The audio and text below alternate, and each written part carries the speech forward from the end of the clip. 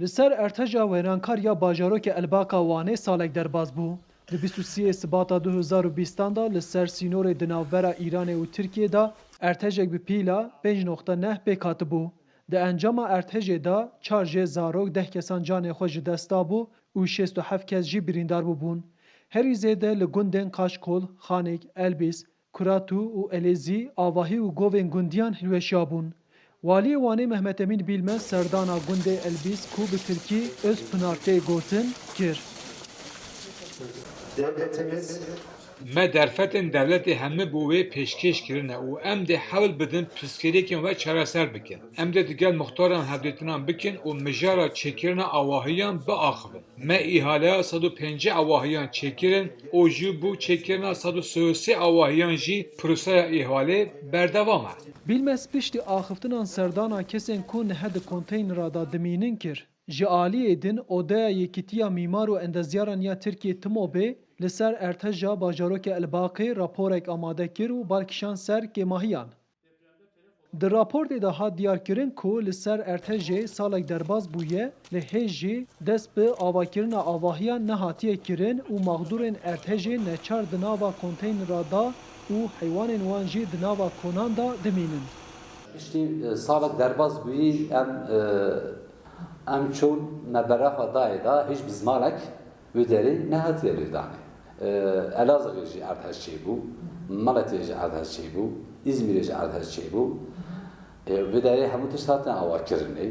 Avahî hatine teslimkirinê, çêkirinê, hindek avahî teslim kirin, cihê heyvan lêşsekînî gov tevle hatine avakirinê.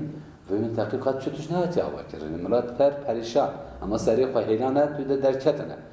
Li gor rapora TİMOBê li gundê Elbîsê ku herî zêde ji ertejê zirar dîtî, sû û 5 malbat koçî bajarên mezin kirine û 58 malbat jî di nava bêderfetiyê de jiyana xwe berdewam dikin.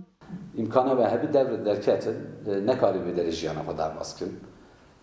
Derketin hatin çûn bajarê mezin yê dîvê derê jî feqîr yê ne imkana wê heyî nikarî derkeve an jî hez nekirî axaxa avahiyê xwe milletê xwe, nasê xwe, birayê xwe, xuşkê xwe pêdît biçît ve emana wê derê belengaziyê dane bi rastî. Her wiha di raporê de tê gotin ku gundiyên ku sewalên wan di ertejê de mirî dewletê pere daye wan. Lê ji bo berdewamiya sewalkariyê çi derfet nehatine afirandin û niha sewalên gundiyan di konan da dimînin.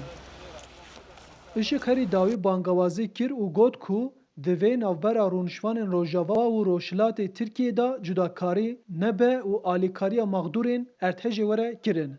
Yani medît yani dilê meşkirt yani belki yani şermek ile bir yani hacı ve hali var.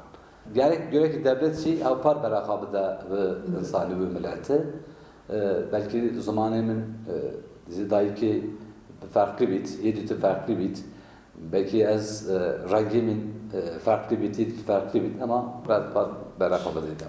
Her wiha hin rûnişvanên bajarê Wanê li ser torên medya civakî ji bo alîkariya maxdûrên erteja Elbakê bangewazî kirin. Arif Aslan, Dengê Amerîka, Wan.